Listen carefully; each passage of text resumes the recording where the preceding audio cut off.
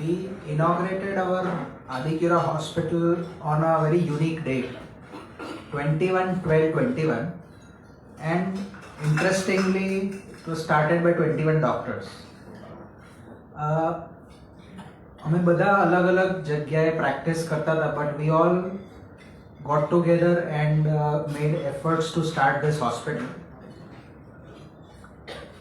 And many people have asked us that why. Overall, આપણે બધા જ પ્રેક્ટિસમાં જોઈએ છે, પેશન્ટ્સના એક્સપેક્ટેશન્સ, ડિમાન્ડ્સ આર ઇન્ક્રીઝિંગ.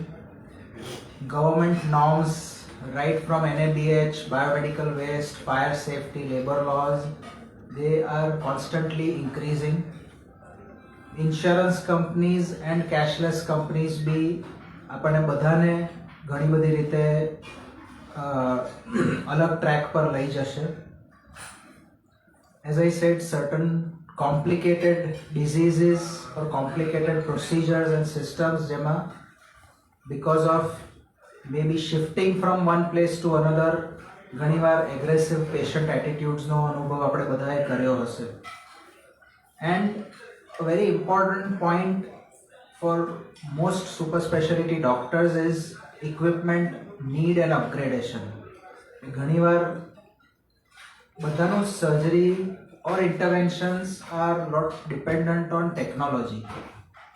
અને ટેકનોલોજી સાથે આપણે અપડેટેડ રહેવા માટે ઘણા બધા ઇક્વિપમેન્ટ અપગ્રેડ કરવા પડે છે. ઘણીવાર ઇન્ડિવિજ્યુઅલ સેટઅપ માટે ડિફિકલ્ટ થઈ જતું હતું.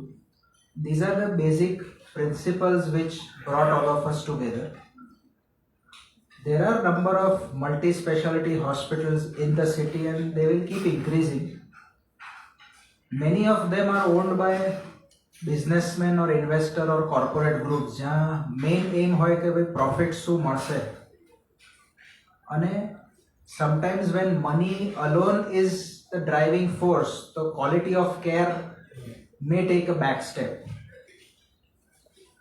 Occasionally, ભલે મોટી હોસ્પિટલ હોય, ફેસિલિટી સારી હોય, but patient dissatisfaction ના અલગ અલગ reasons હોય છે. One of the reason is lack of personal attention and care.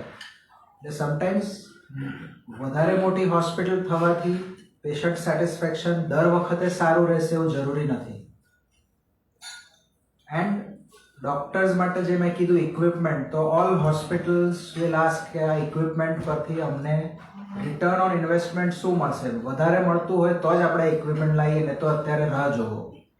Sometimes doctors want to advance in their on fields, પણ hospital management may occasionally not support them. So these are the reasons why we started this hospital. And I'll just quickly introduce few of our doctors who are again with us here today.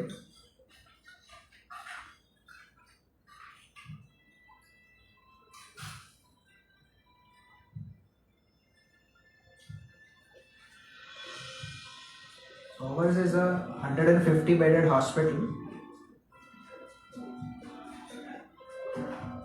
Our tagline is putting patients first.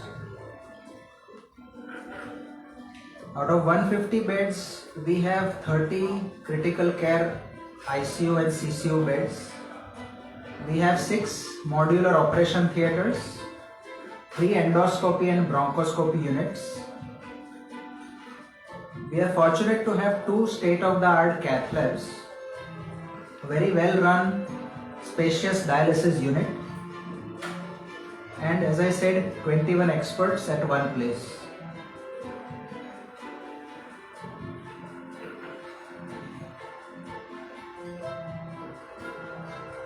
Our team of vascular surgeons, I am Sumit Kapadia, Dr. Vijay Thakur, Dr. Hiten Patel, Dr. Kushan Nanavati, he is with here today.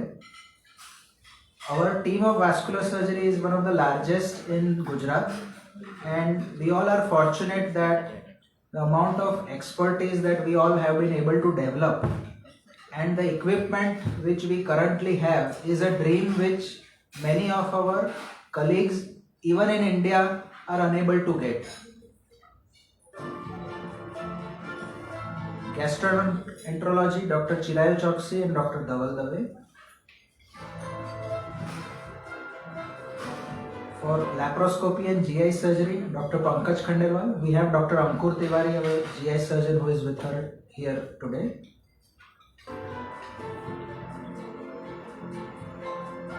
Cardiology, Dr. Neerav Panchani and Dr. Arpan Desai.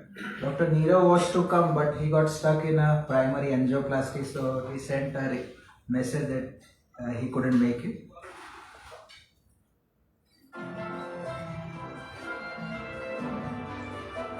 Neurosurgery, Dr. Sandeep Mawani and Dr. Ashish Desai.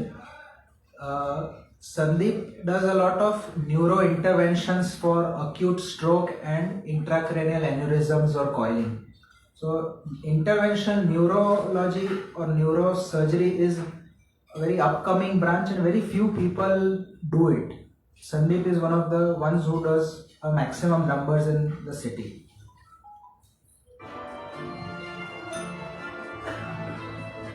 Dr. Apurva Vaid, he is our senior cardiothoracic surgeon. Apart from heart surgeries, he has a lot of interest in thoracic surgery. So, બહુ જ બધા cardiac સર્જન CABG માંથી ઊંચા નથી આવતા. But Dr. Apurva Vaid himself has a very keen interest in developing and utilizing his expertise in thoracic surgery.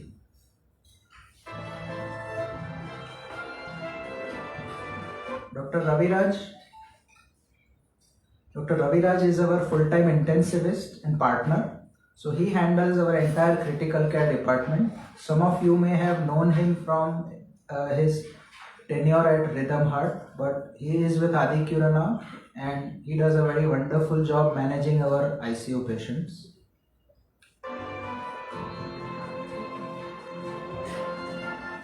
Interventional pulmonology, Dr. Hiren Parikh obviously is here to deliver the lecture too, and Dr. Hardik. They do a lot of interventions for pulmonology also, which Dr. Hiren will show you. And they are fortunate to have state-of-the-art endoscopic endobronchial ultrasound, or EBUS as they call it. One of the very few centers in the city which has an EBUS facility.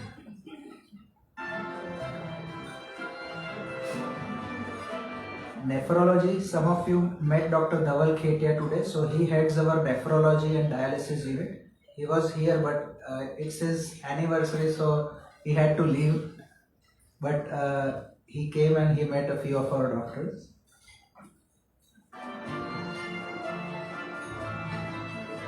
Oculoplasty and ophthalmology, Dr. Surbika Patel. She heads the ophthalmology and oculoplasty department.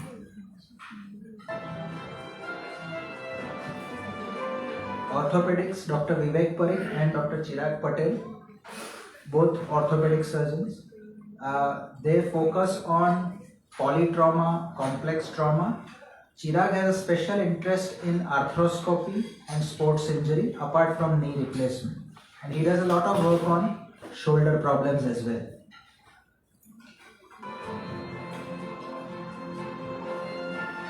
Endocrinology, Dr. Rupal Panchani.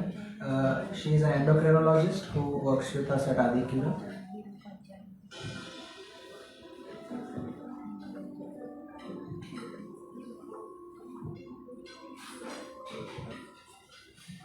That's our whole team.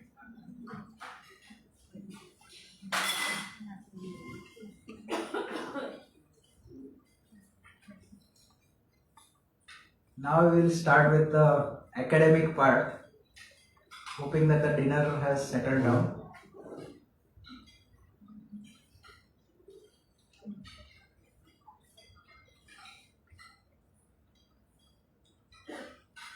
I'll present two interesting cases which as vascular surgeons we deal with, and what difference does a vascular surgeon make when it comes to both problems very common. Most of you would be seeing 1 or 2 patients every month. For those who, I got a question from one of our doctor colleagues that what does a vascular surgeon do? To put it in simple words, heart અને brain સિવાયની બાકી બધી blood વેસલ્સમાં કોઈ problem હોય તો એને અમે solve કરીએ છીએ. broadly dividing into arterial disease, venous disease, and others. Arterial disease can range from carotid, upper limb ischemia, mesenteric, sometimes renal problem, and lower limb arterial disease, જે આપણે PVD કહીએ, which is the most commonest arterial problem we deal with. And venous diseases include varicose veins and chronic venous insufficiency or venous ulcers. Apart from that, deep vein thrombosis or venous thromboembolism. And we do a lot of AV fistula work for dialysis patients. Other things like vascular malformations, lymphedema, diabetic foot, aneurysms or pseudoaneurysms is what we also treat. So the first patient that I will show you is a 27-year-old male who had a sudden onset of swelling, tightness and pain in the left leg. Any patient who develops sudden onset of pain, swelling and tightness, deep vein thrombosis was the first clinical diagnosis. A Doppler even showed that. That's his Doppler, where we can see that this is the artery which has color flow and the vein next to it is full with thrombus. It has increased in size and the entire thing is filled with only thrombus, no blood flowing through it. So he was treated by the standard treatment which most of us would do. He was treated with heparin and warfarin. 5 days later, still a very tight thigh and leg, to that extent that even his foot and toe movements have reduced. So clinically he was developing compartment syndrome. What should be done? If we can have a mic, Amit. If we have a mic, we can have a few answers from your side too. What should be done? Good.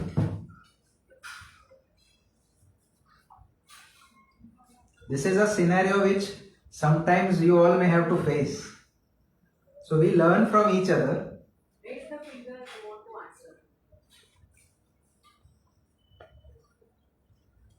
Okay, so different opinions were taken. Somebody advised for fasciotomy, that since he is developing compartment syndrome, do a fasciotomy so his circulation isn't hampered. Some person advised for a thrombectomy, as you rightly said. Somebody even said that wait and watch, khabar nahi su thase. That is an equally valid point, and it is good to tell patients ke bhai takleef vadare kharab chhe. Somebody advised for an IVC filter. કે પગ તો ઠીક છે પણ આટલો બધો clot છે, જો લંગ્સમાં ને હાર્ટમાં ગયો તો રહેશે જ નહીં. આઈવીસી ફિલ્ટર મુકાઈ દે જલ્દી. So 4 different doctors giving 4 different advices and all 4 seem to be right. So what would be the best option? KBC ની જેમ જો આપણે ચૂઝ કરવાનું હોય તો આ ચારમાંથી એક ચૂઝ કરાય આપણે. Lifeline છે કોઈ આમાં? Lifeline. Ask your friend who is not a vascular surgeon. No. I think thrombectomy first two. Correct, yeah. So yes, thrombectomy would be a right choice because it removes out thrombus, which is the cause for developing compartment syndrome. But thrombectomy करता भी सारो option है. Etiology for development of that thrombus. So etiology is something which we can come to later. But primarily at this stage, it is about treating the problem that he has developed. So thrombectomy thi હવે science has moved ahead, made it a little simpler for us. Okay, venous thrombectomy is a difficult procedure for a surgeon as well as a patient. So what we did was, we did a catheter directed thrombolysis and we did something which we called as an angiojet thrombectomy. એટલે કોઈ બી cut કર્યા વગર, van ખોલ્યા વગર, we were able to retrieve and remove the clots. Everything is done under a local anesthesia. Procedure time was 2 hours. Within 2 days he felt 50% better. જે 5 દિવસમાં એને 1% સારું નહોતું, within 2 days he felt કે 50% relief છે. He was walking on the third day because when he got admitted he was told by his treating doctor કે 1 મહિના સુધી પગ નીચે નહીં મૂકવાનો, તને હલવા નહીં દઈએ, નહીં તો એ ક્લોટ લંગ્સમાં જતો રહેશે. But here patient is mobilized on the third day. He is discharged on the fourth day on oral anticoagulation. So what we did was something like this. The machine that we see is an angiojet machine, and ours is the only center in Gujarat to have this machine full time with us.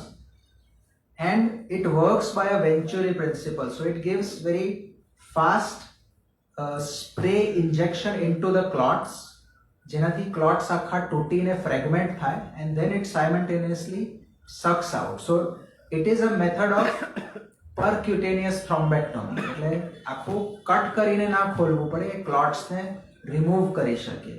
વચ્ચે કદાચ તમે કોઈએ જોયું હોય, patients એવો video લઈને આવતા હતા અમારી પાસે, વોટ્સએપ પર બહુ ફોરવર્ડ હતો કે આર્ટરીમાં ક્લોટ હોય, અમે જ્યારે સર્જરી એડવાઇસ કરીએ તો કે સર એવો વિડીયો આવ્યો હતો કે ક્લોટ હોય, એક મશીનથી આમ કરીને ભોગળીથી ખેંચીને બધો ક્લોટ જતો રહે, એવું કરી આપો.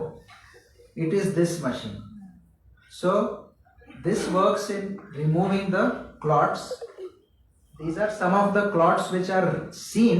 બાકી બધા એટલા નાના fragment થઈ જાય કે they are not even seen. And that is the status of the whole vein. જે આ બાજુ જોઈએ છે, that's the angiography.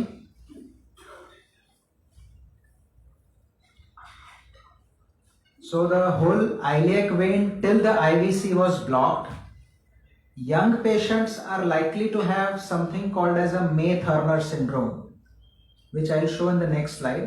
So he had a compression of the iliac vein by the iliac artery, because of which the clot was not dissolving. So after the thrombectomy, we had to put in a stent, and now we can see the whole vein going up to the IVC.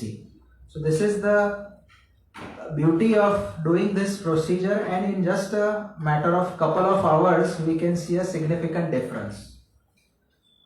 So for deep vein thrombosis, which we see so often, the concepts now are that catheter directed procedures are recommended in young patients, especially when it is very extensive DVT.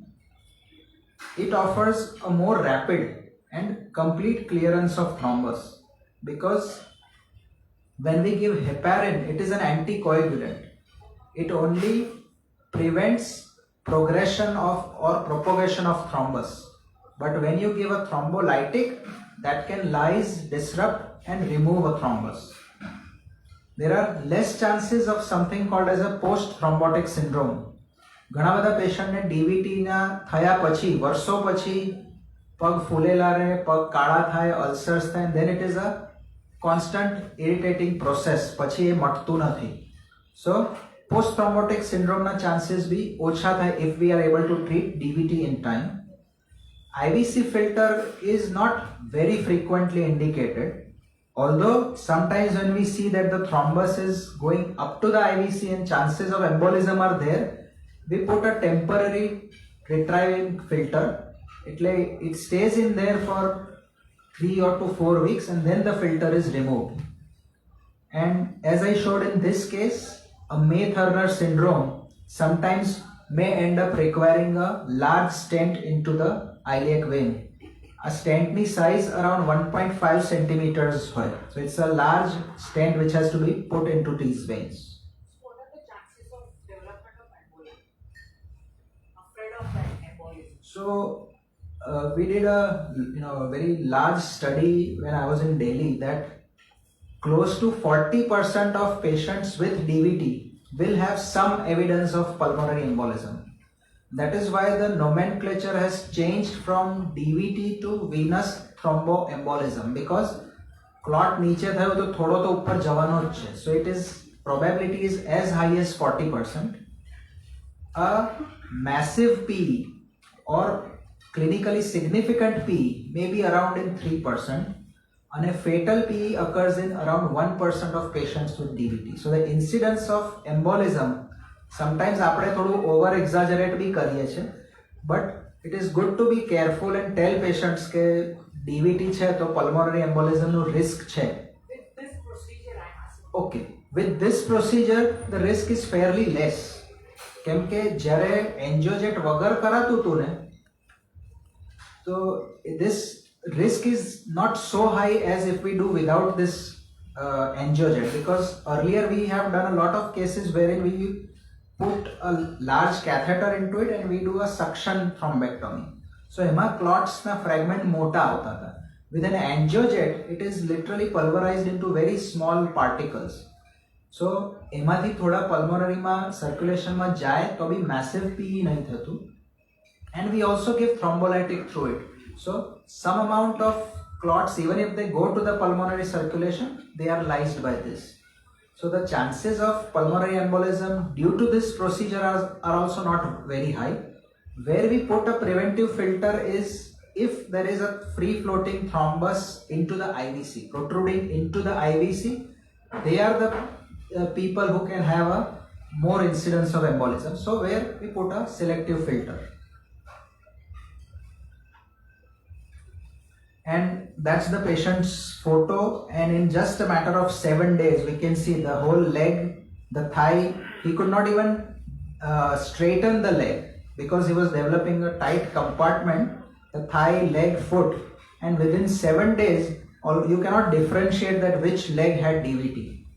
Beyond this, he will need to be worked up for thrombophilia to find the cause of DVT, and he will need oral anticoagulation for at least 6 months along with stockings.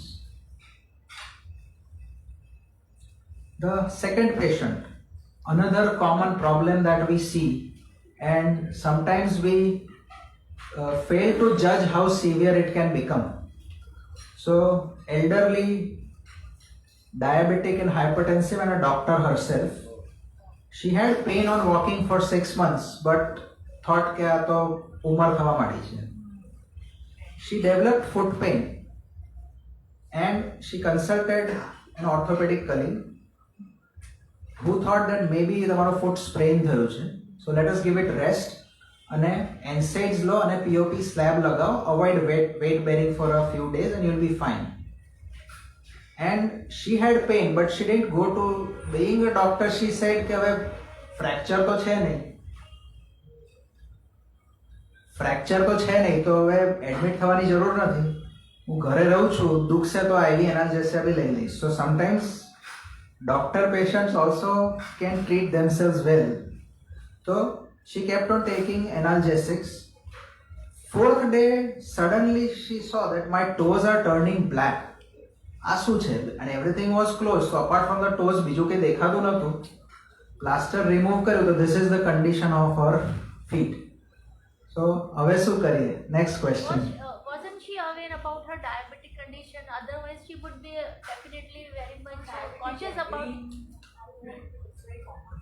Yeah, it's common, but so sometimes neglect in a couple of days આટલું વધી બી જાય. Yeah, otherwise a doctor patient who herself, she is a doctor and she is knowing she is diabetic, so she must be aware of the condition. So એટલે sometimes trivial things, જો એક ટો gangrene થી start થયું હોય તો people will be very aware, but it started with just pain in the foot. Pain in the foot હતું, બીજું કશું એ વખતે હતું જ નહીં. So the first possibility that they thought was કે ચાલતા ચાલતા sprain થઈ ગયું છે, x-ray કરાયો, fracture નથી, so it may be just a sprain, immobilize and you'll be fine. Can I comment for Yes. general public? Sure. Suppose such a type of patient is coming in your day-to-day practice, my first priority is take 3 X-ray, AP, oblique and lateral. 3 X-ray, and if you are doubtful there is no X-ray, no fracture, even hairline, no Lisfranc or undisplaced Lisfranc, then I'm never giving slap. Only grab, tell patient to unwind it and see the local condition. On the first instance, if you are little bit worried, you have to palpate DP and posterior tibial both pulsation and take your pulse oximeter on your toes. A very important point. This is the tips. Very important point. And I'll add to that, Nazim. Sometimes with diabetic patients, vessels are calcified, you may not feel pulses. Yes. એટલે આપણને થાય યાર પહેલા તો feel કરતા હતા નથી feel થતી હવે તો શું but pulse ox and perfusion is a major of good blood flow એટલે એટલીસ્ટ એવું બી જોઈ શકીએ ને તો વી કેન સેવ સચ ડિઝાસ્ટર્સ હવે આ થઈ ગયું છે હવે શું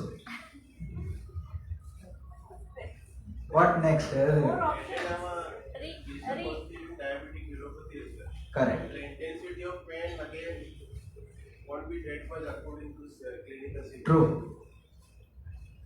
સમટાઈમ્સ ડાયાબિટીસના લીધે ઘણા બધા પ્રોબ્લેમ્સ એકદમ એગ્રાવેટ થઈ જાય તો જ પિકઅપ થાય this is one classic example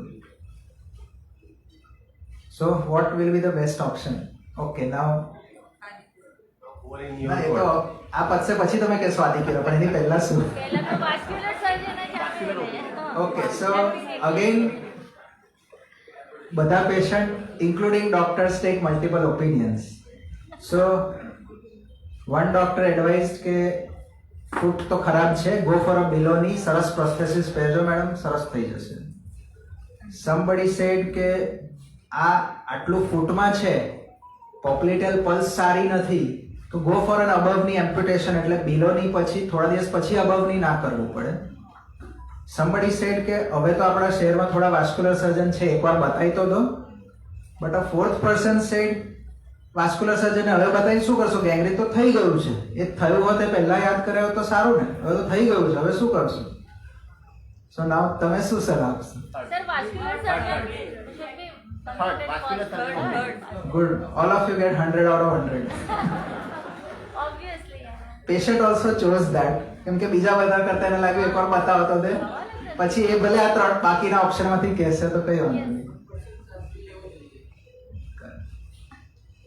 so what V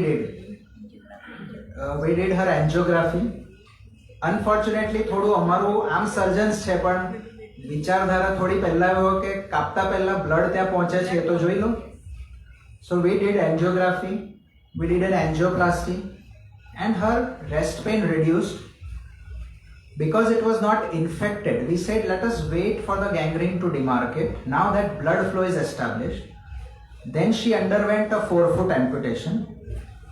Pachi healing mate we helped her with hyperbaric oxygen therapy sessions and પગ કાપવો બહુ જ સહેલો છે એક દિવસનું 1 કલાકનું કામ છે પણ પગ બચાવવાનું it took her 3 months to get out of everything. So it was a long journey for her અને દરેક સ્ટેપ પર she felt કે આના કરતા મેં પગ કપાઈને પ્રોસ્થેસિસ કરાયો હોત તો સારું I said hold on તમે વેઇટ કરો છો તો વેઇટ કરો so what we did was first an angioplasty આ femoral artery છે which is above the knee on the left side it is totally blocked we put a stent there એટલે blood flow ત્યાંથી improve થયો but femoral થી પગમાં બી પહોંચવું જોઈએ so that side that's the flow which was there before we did the angioplasty એટલે ફૂટમાં flow બહુ જ ઓછો હતો so we had to do an angioplasty of the tibial artery and till the dorsalis pedis artery so એના પછી we can see that in that angiography blood flow હવે પાછો આવી ગયો છે and that is her whole series over 90 days at 10 days the gangrene had demarcated હવે actual line દેખાવા માંડી છે demarcation 30 days પર we amputated and took just tagging sutures કે બહુ stressful ના રહે she was constantly under hyperbaric oxygen therapy also 60 days માં almost totally heal થયું and at 90 days એમનું silicone customized foot બી આવી ગયું and then she is walking practicing so what are the current concepts ischemia or reduced blood flow is an important cause of gangrene even in diabetics ઘણીવાર અમે જોઈએ છે કે ડાયાબિટીસને gangrene છે ને તો કાઢી દો but always think of blood flow સરખો છે કે નહીં and timely vascular surgeon opinion is useful એ કદાચ તમારી જેમ પલ્સ ફીલ કરી કે પલ્સોક્સ જોઈને વહેલા આવ્યા હોત તો 4 ફૂટ જ ના કપાયો હોત and she would be on her toes back to work in 3 days. It took her 90 days because she spent 3 days in neglecting the symptoms. they often have multi-level blockages. આપણે MBBS અને પછી MS માં ભણ્યા હતા ને ત્યારે એવું બહુ કહેવાતું હતું કે ડાયાબિટીસમાં સ્મોલ વેસલ ડિઝીઝ હોય એમાં કશું થાય નહીં. But the definition of small vessel disease has changed. Tibial arteries, popliteal arteries are not considered small vessels. Digital arteries are small vessels. So we can do interventions till the foot. ઘણા diabetic patient માં જરૂર પડે છે. Angioplasty or bypass surgery that we do for the leg has a fairly good success rate to 70 to 80%. And ખાલી angioplasty કરવાથી કામ પતી નથી જતું. It is the rest of the wound care, debridement, antibiotics, VAC therapy, hyperbaric oxygen, બધાનું combination બહુ essential છે for proper healing. And again Adicura is fortunate to have hyperbaric oxygen therapy center, which is the only one in Vadodara, where we give oxygen under higher atmospheric pressure. So oxygen dissolves into plasma and reaches more to any non-healing wound bed. So we use it mainly for 3 indications: diabetic foot ulcers, post-traumatic large ulcers which are not healing, and post-onco surgery or post-irradiation non-healing ulcers. So this is the hyperbaric oxygen therapy center and our group practice at Adicura. Thank you so much. Hyperbaric Sumit ભાઈ જે આપીએ છીએ આપણે, how do you give a patient has to visit on a daily basis? Yes, so as I showed you, it is a chamber, an acrylic chamber in which the patient has to sleep. The sessions are for 1.5 hours. So 15 minutes the pressure is increased, 1 hour it is kept under a higher atmospheric pressure, and 15 minutes of pressure reduction. Then the patient can go home. If patient is admitted somewhere, they have to be shifted here for 1.5 hours and then can be shifted back. Because it's a closed thing and it is all 100% oxygen, we avoid any IV injection, IV fluid, monitors or any electronic item inside it. So stable patients are fine to take hyperbaric oxygen therapy. How do you evaluate response? The response is all clinical. So if we see improvement in wound healing, that is the method. Yeah, so granulation improves with this.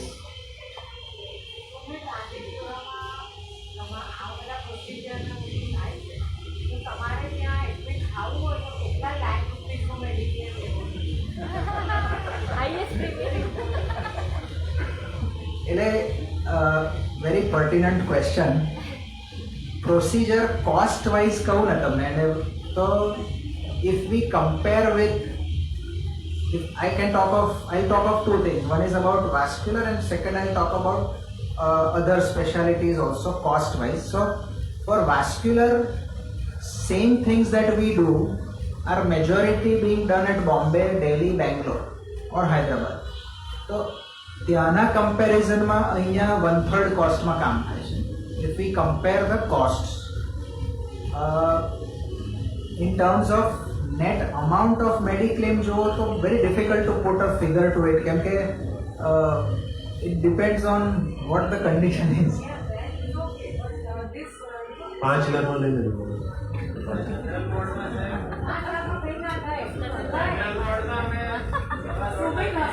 Diabetic patient liver એટલે it depends on, હા એટલે શું છે એના પર. ICU માં 5-7 લાખ આમ જ થઈ જાય. So depends on what a patient has. Perioperative complication. હા એટલે for planned procedures 5 lakh is sufficient for anything. Even Ahmedabad કરતા બરોડા ચીપર છે. હા yes. Second question, poor people માટે આ PM યોજના વગેરે તમારું ચાલે છે તો આયુષ્માન યોજનામાં છે આ? before I answer that, I'll give the answer of my part 2 question કે બધી specialty ના rate list if we compare head to head, because now every hospital has its own overheads to pay. So there is a cost for unit or cost per bed which any hospital will have. So અમે survey કર્યો અમારા સાઇઝની hospitals including Bhailal, Sterling, Tricolour, Bankers and now Zydus, તો overall એ બધા કરતાં અમારા overall costings for general and economy ward are around 20% less. સ્પેશિયલમાં we may be matching them. અને ઘણી જગ્યાએ બિકોઝ ઘણી બધી હોસ્પિટલમાં આટલા ઇક્વિપમેન્ટ જે અમે રાખીએ છીએ છે નહીં, તો એટલે એ હેડ ટુ હેડ કમ્પેરિઝન નહીં થઈ શકે. બટ બીજી હોસ્પિટલ્સ કરતાં વી હેવ એન્શ્યોર્ડ કે એટલીસ્ટ 20% લેસ છે. એન્ડ એઝ કુશાન સેડ કે અમારા ઘણા બધા પ્રોસિજર્સ આ તો ચાલશે યાદ ચાલશે સંભળાય છે ને. સો ઘણા બધા procedures we are able to do in the same rates જે અમે અમારી એક્ઝિસ્ટિંગ પહેલાંની હોસ્પિટલમાં કરી શકતા હતા. So we have been able to make it not cheap or inexpensive but affordable for what procedures have been done. About Yojana, we have not taken Yojana. Two reasons for that. ઘણા બધા સ્પેશિયાલિટીમાં Yojana rates are not sufficient to deliver certain quality of care. અને પછી cost cutting કરીને quality cutting કરીને કરવામાં અમે બહુ ઇન્ટરેસ્ટેડ હતા નહીં. So Ayushman total is 5 lakh. The payment given is depending on the procedure. To give you a very simple example, peripheral angioplasty જે આ મેડમમાં અમે કર્યું ને, તો peripheral angioplasty નું અમૃતમ યોજનામાં package is for 44,000 rupees. So if I only count the cost of a stent and a balloon, forget the rest, it costs the hospital around 60,000. Only these two items. If the hospital charges 0 for cath lab, 0 for hospital stay, 0 for medicine, 0 for surgeon charge, and 0 for rest of the disposables, then it would be 60,000. So એ વસ્તુ મારે 44,000માં કરવી હોય તો હું શું કરું?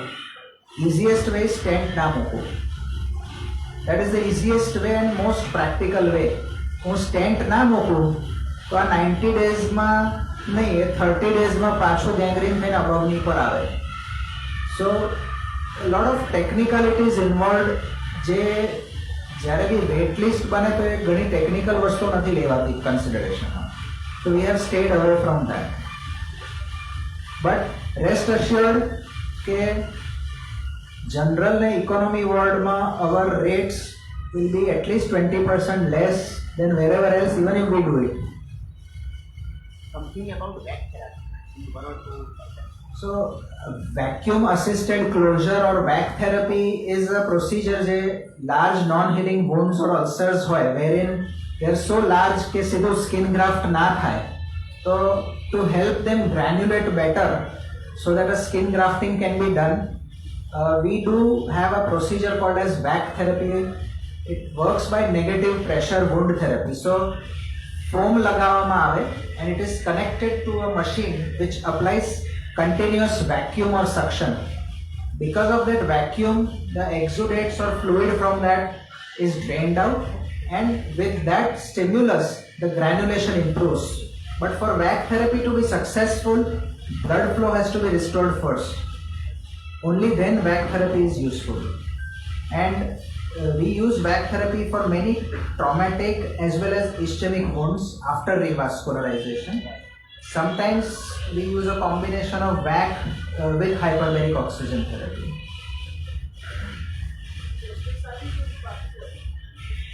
Cashless,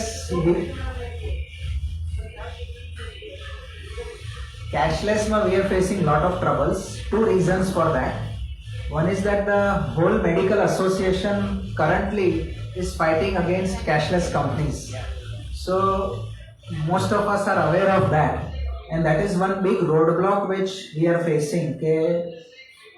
Despite multiple attempts, cashless એટલું easily હજુ નથી મળી રહ્યું. પેરામાઉન્ટનું અમારું થઈ ગયું છે, અને Bajaj alliance is probably going to be done in this week or next. 2-3 થશે, પછી બીજા બધા ફોલો અપ થશે.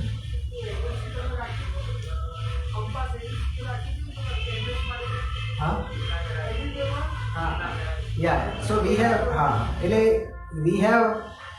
it's not a pure cashless thing, but it's a finance assist system by the name of Bima Garage. અમે બધા બહુ ખુશ નથી એનાથી. એટલે it is a national change. અમને લાગ્યું કે કેશલેસ આવે ત્યાં સુધી સારું પડશે, બટ ઓવરઓલ એમાં 40-50% જ અપ્રુવલ આવે છે, બાકીનું તો પેશન્ટે જ કાઢવું પડે છે. અને એમાં પ્રોબ્લેમ્સ ઉલટા થોડા વધારે બી આવે છે.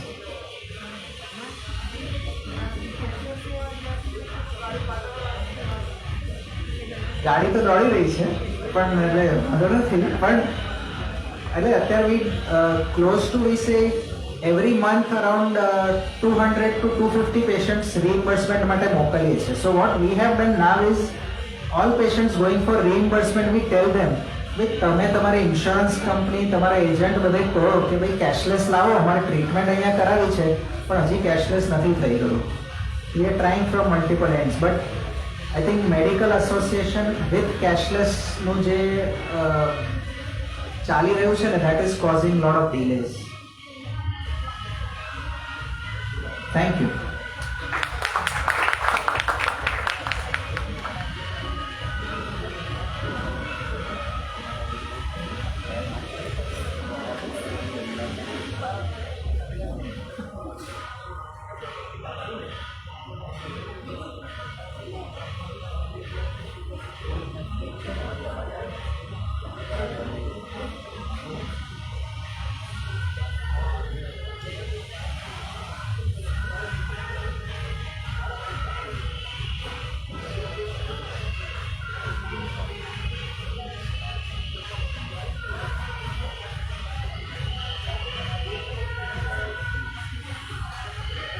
Hello.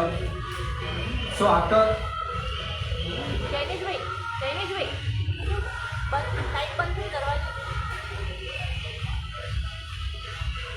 light बंद है.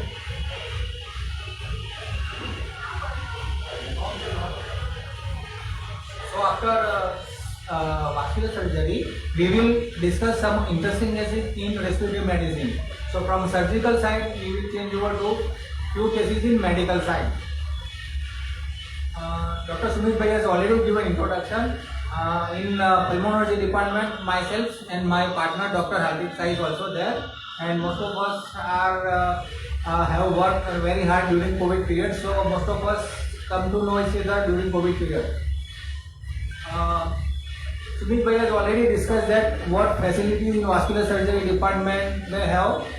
We also in pulmonary department we have the facilities which most of the hospitals in Baroda they don't have. Other than pulmonary function test for most of you it's just spirometry, but spirometry is the one of the part of the pulmonary function test. There are other pulmonary function tests which includes diffusion capacities and lung volume. So these are the most important thing in respiratory medicine, and this requires when patients of interstitial lung disease, patient of COPD, and when some patients who are going for surgery. So for them fitness, this pulmonary function tests are very much useful. Other than the bronchoscopy, we also have endobronchial ultrasound. We will discuss what is endobronchial ultrasound and what are the importance of endobronchial ultrasound in subsequent slides. Other thing is thoracoscopy.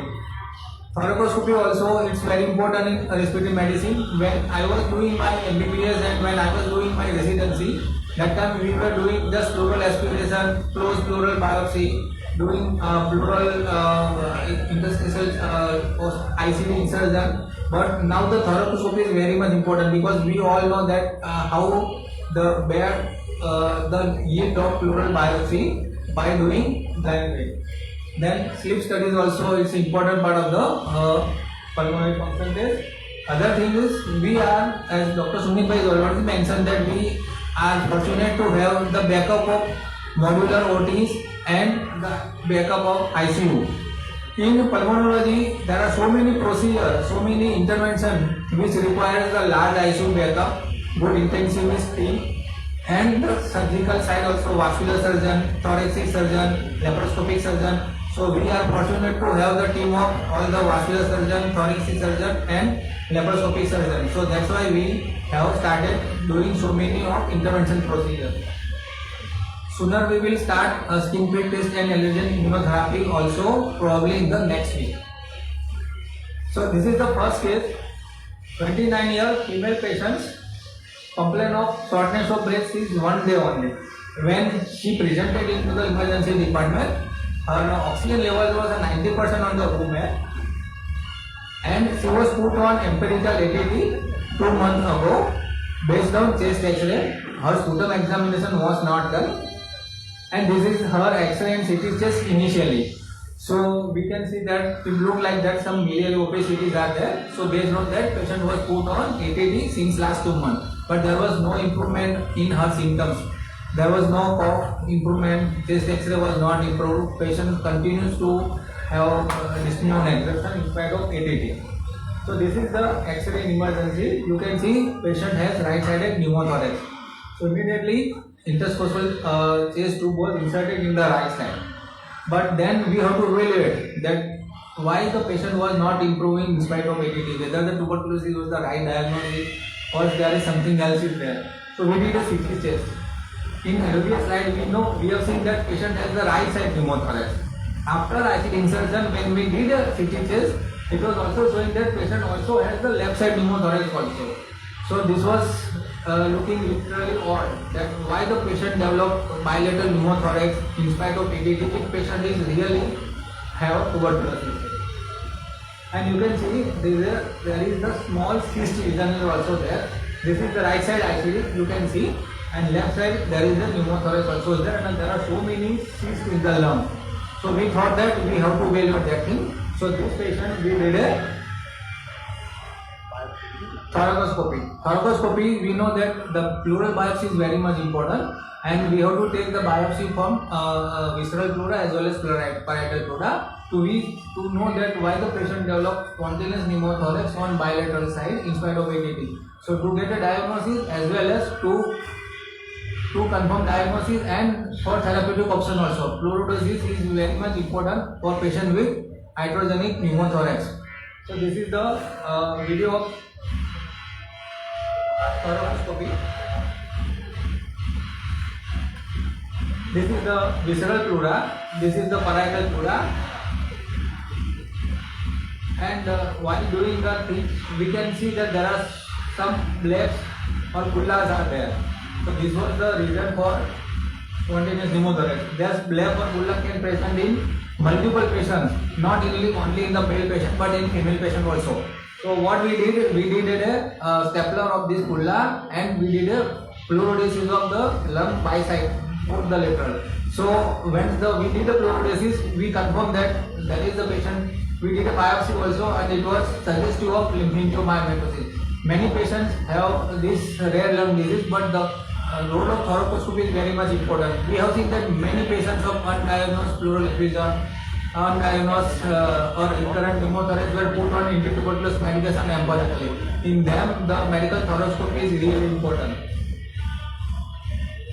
So, patient has recurrent pneumothorax, patient has recurrent pleural effusion, patient has undiagnosed pleural effusion. So in them, taking a pleural biopsy is very much important, and it will give a really good result.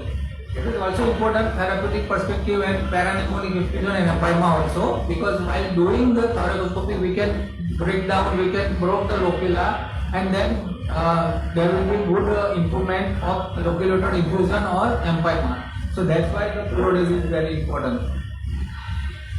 Again, I have saying that we are fortunate to have the backup of thoracic surgeon and laparoscopic and vascular surgeon, because doing intervention, particularly pleura and mediastinum, it's not easy. There has been some cases of damage of vessels, or there has been some cases of puncturing of the lung doing thoracoscopy. So we are fortunate to have the backup team of laparoscopic surgeon, thoracic surgeon, and vascular surgeon, and we have very good ICU setup also. So that's why it was important. These are some picture of the thoracoscopy we did in different patients. It shows like in them we did a stapler Usually scapular we don't use, but usually the thoracic surgeon or laparoscopic surgeon, they assist us when patient requires scapular. So in that particular case, Dr. Pankaj Khandelwal and Dr. Apurva Vaid has also helped us to put a scapular. Similarly, this is the picture of tuberculosis and asbestosis. This is a malignancy, and this is the picture of doing TAR disease. So TAR disease is also very much helpful when patient has a recurrent pneumothorax or patient has, and it is very much useful if patient has undiagnosed effusion and malignant effusion. So malignant effusion, patient we know that how many times they will repeatedly get the effusion. So for them, by adhering the two layer of the pleura is therapeutic option, because when we adhere the two layer of the pleura, there will be no potential pleural space, and the effusion and pneumothorax chances also will be very less. So this was my first case. Similarly, my second case, a 52-year-old female patient, known case of hypertension and chronic cough with progressive dyspnea, present with the weight was also approximately 4 kilo, but there was no history of fever. And this was the her CT picture. You can see there are some mediastinal lymph node here in the CT video, and there are some ground glass opacities and reticulation also were seen in that thing. So it was difficult to see that what modality we should use in particular patient, because when you see the lymph node, the bronchoscopy, when we initially we were doing bronchoscopy when EBUS was not there, but bronchoscopy will not able to take the biopsy of lymph node as accurately as the EBUS will take. So we thought that we will go ahead with the taking the biopsy from the lymph node by EBUS. Not only that thing, because there are some ground glass opacities were there. So ground glass opacity also required to take the material, and we know that the bronchoscopy will reach to the central 1/3 of the lung parenchyma only, but taking a biopsy from peripheral 1/3, we know that many times patients develop pneumothorax because of taking biopsy from most peripheral of the pleura. So we have to use the C-arm. So C-arm also is a facility which will be helpful to taking a biopsy from that thing. So I'll skip that slide and I'll see some of the what are the endobronchial ultrasound, how it looks. You can see that this is the ultrasound probe. This is the transducer, and from here the needle will come. So this is the picture of the endobronchial ultrasound. We can see the scan the lymph node also when we are in the tracheobronchial tree. So we will exactly know that where is the lymph node. Previously we were doing the bronchoscopy, and from anatomical landmark we were putting the needle. For example, subcarinal region હોય તો તમારે carinal નીચે intermediate direction માં અને 7 o'clock position માં you have to put a needle. But in endobronchial ultrasound, we exactly can see that where is the lymph node, and when we put the lymph node, we can see this is lymph node or this is something else. So that way it will be very much useful. These are the mediastinal lymph nodes we have read in our anatomical classes. EBUS to be useful in the lymph node which are peritracheobronchial.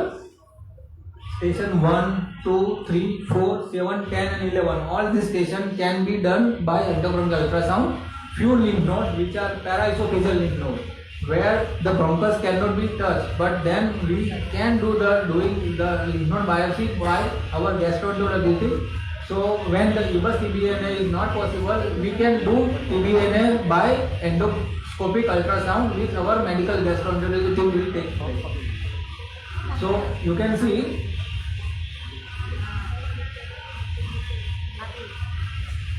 these are the lymph node which are comes in the root of the trachea and bronchi. So this lymph node we can take by endobronchial ultrasound. Wherever this 8 and 9 lymph node usually comes in the way of the esophagus. So that we cannot do by endobronchial ultrasound, but that our colleague from gastroenterology department, they help us in taking lymph node biopsy from esophageal doing the endoscopic ultrasound direct procedure. This is the working channel, this is the side view, and this is the needle we put from the working channel of the bronchoscope. So when we introduce the endobronchial ultrasound, it will give the scanning image of the lymph node, where exactly the lymph node is there, and we put a needle exactly that place. So we will make sure that the where we're taking the biopsy that hits the lymph node. So that's why the ultrasound it will be useful in endobronchial ultrasound direct procedure. So how we do the endobronchial ultrasound? Usually we introduce the needle through working channel of the endobronchial ultrasound.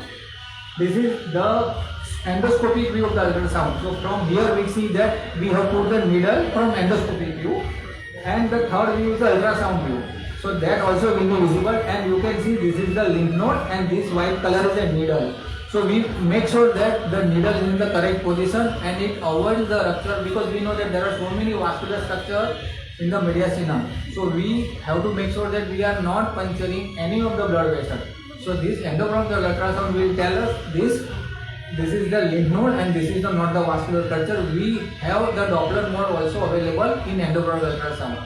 So if you have any confusion, then you can use Doppler mode to make sure that this is not the vascular structure, and you take biopsy from the lymph node. I'll just put a video of this is that this patient endobronchial ultrasound. This is the lymph node and this is the needle. You can see the movement of the needle. So we take a movement, and here you can see the endoscopic view of the ultrasound. So this way we will take the biopsy and we make sure that there is no injuring of the important vascular or mediastinal structure other than the lymph node. Similar patient, because there was a lung nodules also were there, and we have to take a biopsy from peripheral part of the lung. We know that when sometimes we are doing a biopsy from peripheral part of the lung, there are many chances of developing pneumothorax, because the bronchoscope can give to up to the proximal or secondary bronchi only. Hello.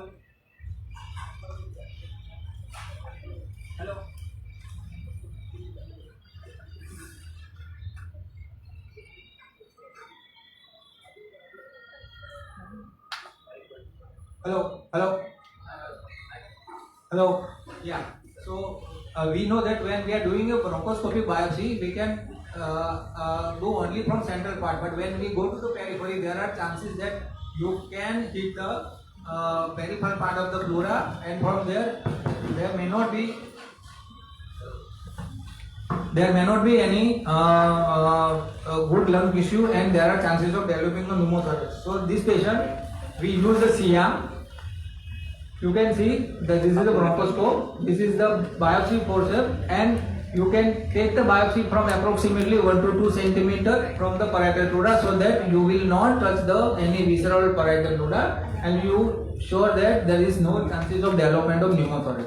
So this is the also use of importance of CM while doing the biopsy from peripheral part of the lung. So endobronchial ultrasound, we have one more facility of doing a rapid on-site evaluation. It's called as a ROSE. What is the importance of ROSE is when we take a biopsy, immediately we make a smear, and the pathologist bedside only or in the endoscopy room only, the patient's endoscopy room only, we will see the slide and make sure that there are sufficient cells are there, and then we hit the lymph node. It is FNS. Yeah, FNS only, but it will be in the ROSE means everything they will see. So they will make sure that we hit a lymph node, and sometimes they will able to see the granuloma also as well as atypical cells.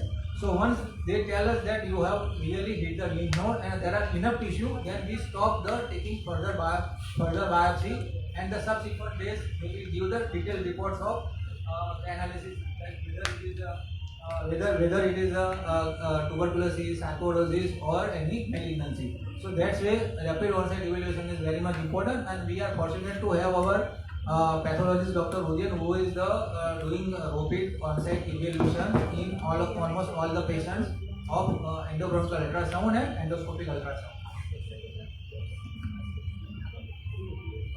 So EBUS TBNA is a minimum invasive procedure, safe and effective procedure, and it can give quick results. So usually we get the results within half an hour only. Once we take a biopsy, our pathologist will tell us that this is the granuloma, this is tuberculosis, or this is the malignancy. Detailed report we will get after a few days, but immediately within half an hour to 1 hour, we get a diagnosis that which lymph node is the disease. It's a malignant or it's a tuberculosis or sarcoidosis. This is the last case. I will go through quickly. It's a vanishing lung tumor. Actually, this case, our cardiothoracic surgeon, Dr. Apurva Vaid, has made a lot of effort. And just briefly, here you can see there is a large bulla in the right side of the lung. And patient is on domiciliary oxygen since many months. Patient is basically a female patient from Anand. And the patient consulted us because in spite of giving domiciliary oxygen, patient's breathlessness and oxygen saturation was worsening. This was the CT. Yeah. So it was bulla. And this is the CT scan. This is the upper level, this is the mid level, and this is the lower level. So upper level the bulla is not seen, but it is big enough to close almost anchoring with the all of the middle lobe and part of the lower lobe also. This is the CT scan in 2017. And you can see the coronal section of this patient CT scan. This is the large bulla. And this is the 2022 X-ray. You can see the bulla is really increasing size. And almost now all of the right side of the lung is engulfed by the bulla. This is the comparison scan of 2017 and 19. You can see the previously 2017 the bulla was not seen in upper part, but now upper lobe also you can see the large bulla, middle lobe and lower lobe also now it has increased the size.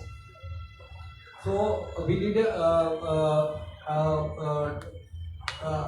our cardiothoracic surgeon, our cardiology team also, and anesthetist also that what we can do for this use bulla. So cardiothoracic surgeon thought that we can do bullectomy. There was option of doing right-sided total pneumonectomy also, but we thought that the other part of the lung can be, if it is salvaged, then it's good for the patient also. So we did a full function PFT. So that's why the role of the pulmonary function will tell. When we are planning for pneumonectomy or when planning for lobectomy, so that time the diffusion capacity, total lung capacity will tell us that whether the post-operatively patient will have any post-op complication or not, and whether patient is fit for lobectomy or pneumonectomy. So that's where the role of the diffusion capacity, total lung volume will come. So we did that things, and we thought that patient can underwent for lobectomy or bullectomy. So Apurva Vaid, our cardiothoracic surgeon, he did the procedure, and you can see this is a large bulla. The normal lung is this part only. This is a large bulla when he opened the thoracic cavity, and this is the large bulla, and this is the after doing bullectomy. You can see upper lobe, middle lobe, and lower lobe now gradually it is inflated. But after putting ICD, there was residential pneumothorax. Usually pneumothorax should not be there, but as the patient has the bulla since many years, so we thought that we have to give little bit more time to expand the lung.